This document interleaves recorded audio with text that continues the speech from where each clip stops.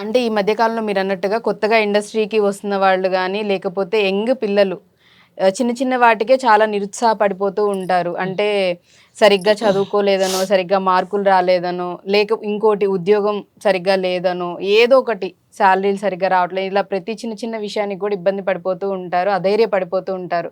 వారికి మీరేం చెప్తారు? ఎందుకంటే మీరు చాలా మంచి మంచి విషయాలన్నీ చెప్తూ వస్తున్నారు గాబట్టి, వారికి మీరు ఎటువంటి సందేశం ఇస్తారు? ఇప్పుడు నేను అనుకోనే రీతిగా వచ్చాను గనక, హ్మ్. అనుకోని రీతే కదమ్మా నాది. అంటే అవును. నన్ను పిలవడం ఎవరికీ తెలీదు. హ్మ్. ఇంత దాకా వస్తానని తెలీదు. కరెక్టే. మస్కట్ ఎళ్ళాను, దుబాయ్ ఎళ్ళాను, బొంబాయి ఓహ్! ఎళ్ళాను. ఏపీ భవనంలో ఢిల్లీ ఏపీ భవనంలో 4 సారి ప్రోగ్రామ్ ఇచ్చాను. ఓహో! సంక్రాంతికి ప్రోగ్రామ్స్ ఇచ్చాను. చాలా ప్రపంచాన్ని చూసేసాను నేను. హ్మ్. ఈరోజు ఆ ప్రపంచం అంతా ఇప్పుడు వెనకబడిందని నా హ్మ్. పని నేను మానుకుని మళ్ళీ వాళ్ళే పిలుస్తారు. మళ్ళీ ఆ రంగుల ప్రపంచంలోనే ఉండాలంటే ఇప్పుడున్నది రంగుల ప్రపంచమే. నాకు ఉంది అవకాశం. హ్మ్. వస్తున్నాను, ఎళ్తున్నాను. అలాగని నేను అందులోనే ఉండలేదమ్మా. ఇప్పుడు హ్మ్. మిగతా వాళ్ళకి కూడా అదే చెప్తున్నాను. రైట్. ఇప్పుడు సోషల్ మీడియాలో పాడేస్తున్నారు కదమ్మా! హ్మ్. పాడుతున్నారు హ్మ్. కదా! హ్మ్. బావుంది. గొంతు బావుంది. చాలామంది కుర్రాళ్ళని తీసుకొచ్చి ఈ టీవీలోనే కాదు, ఆ! డ్రామా అవును. కంపెనీలోనే కాదు, ఇలా పరిచయం చేసి వాళ్ళని ఒకసారో, 2 సార్లో చూపించి చక్కగా పాడుతుంది, చాలా పాడుతుందని సోషల్ మీడియాలో బోలెడన్ని లైకులు హ్మ్. ఇవన్నీ వచ్చేస్తున్నాయి. హ్మ్. కొంతకాలమే అది. హ్మ్. ఎంతో కాలం ఉండదు. హ్మ్. అంటే ఆ నా ఫేమ్ వరకు అవన్నీ ఎక్కువ కాలం ఆ! ఉండవు. కష్టాన్ని నమ్ముకోవాలంటారు. నమ్ముకోవాలండి. కష్టాన్ని కరెక్టే. నమ్ముకోవాలి. హ్మ్. కష్టపడాలి. కష్టపడుకున్నదే మనకి హ్మ్. చక్కగా మనం జీవించడానికి ఉపయోగపడతది. హ్మ్. తర్వాత దైవదినం. అంతే. సో, మీరు హుహు. కష్టాన్ని నమ్ముకోండి, ప్రయత్నం చేస్తూ ఉండండి. ఖచ్చితంగా సక్సెస్ అనేది వస్తుందని అదండి. జెప్తున్నారు. అంతే అండి. చాలా మంచి చెప్తున్నారు గాబట్టి ప్రతి ఒక్కళ్ళు యూత్ ఎస్పెషల్లీ ఖచ్చితంగా ఫాలో అవ్వండి. అండ్ జానపదాలు అంతగా హ్మ్. పడలేదంటున్నారు. కానీ ఎన్నో జానపదాలకి సంబంధించిన పాటలనేవి కూడా ఊర్లలో హ్మ్. సాధారణంగా హ్మ్. సినిమా పాటలతో పాటు అవి గూడా వింటూ ఉంటాం, హ్మ్. పాడుకుంటూ ఉంటాం.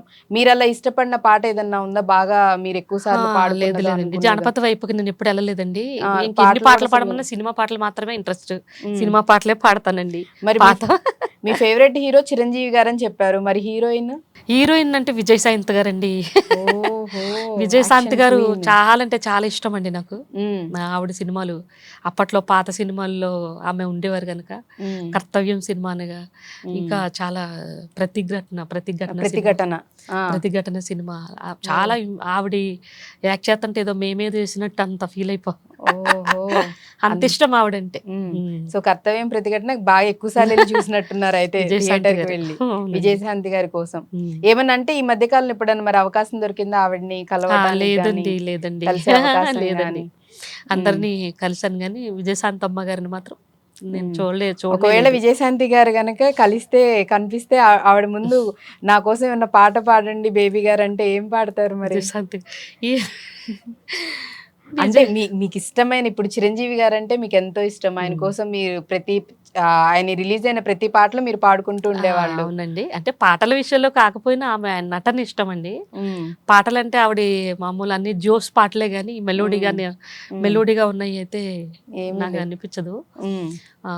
మెలోడీ సాంగ్స్ పాడతాను గాబట్టి, ఆవిడంటే అభిమానం అంతే అంతవరకే. ఆ! సరే పోనీ విజయశాంతి గారి కోసం బేబీ గారు ఏదన్నా ఒక మెలోడీ సాంగ్ అబ్బా! పాడితే వినాలనుంది. ఏం పెట్టారమ్మా?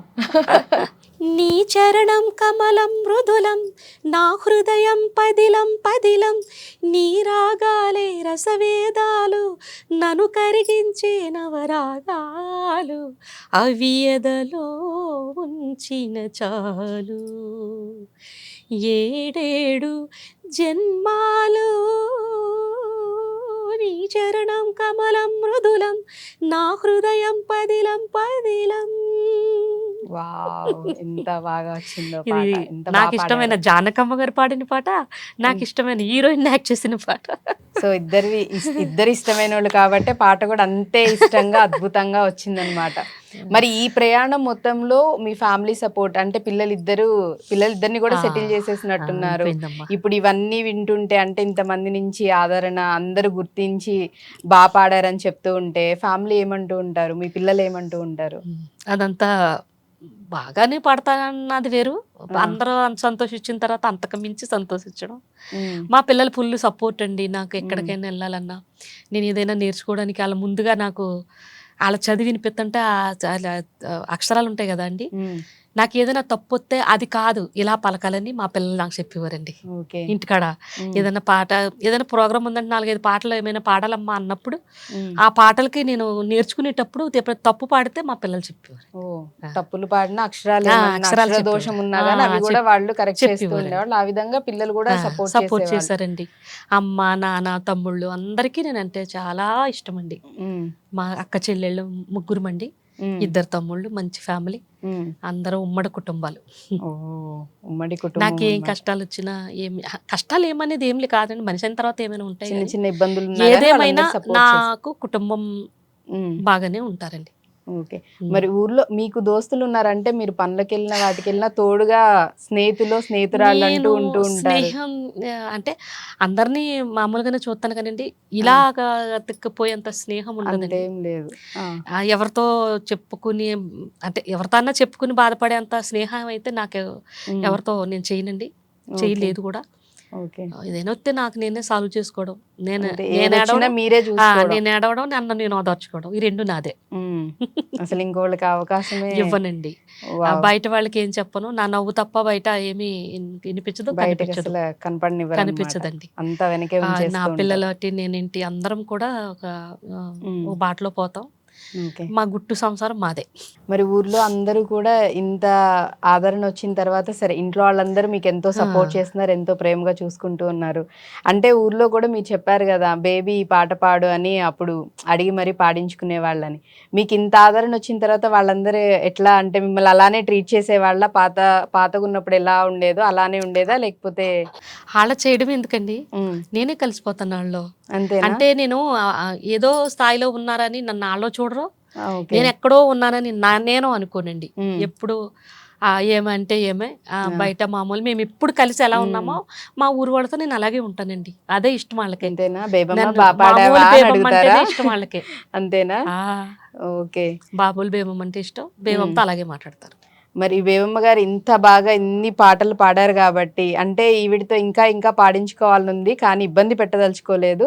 ఫర్ లాస్ట్ అండ్ ఫైనల్ గా ఒకే ఒక్క పాటతో ముగించేసేద్దాం ఇంటర్వ్యూ. ఏదన్నా ఒక మంచి లేదండి. పాట అంటే మీకు ఇష్టమైంది, మీకు నచ్చింది, అది ఎవరిదైనా కానీ ఒక్క పాటతో ఎండ్ చేసేద్దాం. ఏదన్నా ఒక్క పాట పాడండి.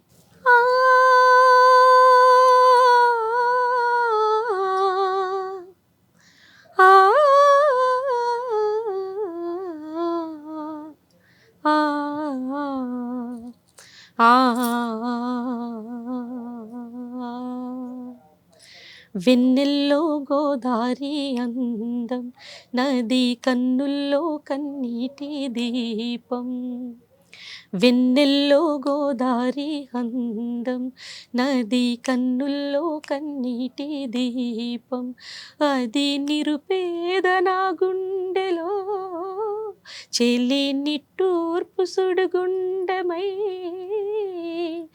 నాలో సాగే మౌన గీతం. వెన్నెల్లో గోదారి అందం, నది కన్నుల్లో కన్నీటి దీపం. వావ్! నాకు కూడా ఒకటి చెప్పాలనిపిస్తుంది. ఈ బేబమ్మ గొంతు నుంచి వచ్చే పాట కూడా అంతే అందంగా ఉంటది గోదారిలాగా. అంత అందంగా ఉంది కూడా. నిజంగా బేబీ గారు మీరు ఇలా చక్కగా స్టూడియోకి రావడం, మళ్ళీ చాలా ఇయర్స్ తర్వాత మీరిట్లా కనిపించడం, మాతో ఇంత టైం స్పెండ్ చేసి మంచి మంచి పాటలు పాడి వినిపించినందుకు చాలా సంతోషం. ధన్యవాదాలు. ధన్యవాదాలు. ముందు ముందు కూడా ఇట్లానే కంటిన్యూ చేస్తూ మీ పాటల ప్రయాణాన్ని ఇంకా కొనసాగించాలని మనస్ఫూర్తిగా కోరుకుంటున్నాను. Thank you.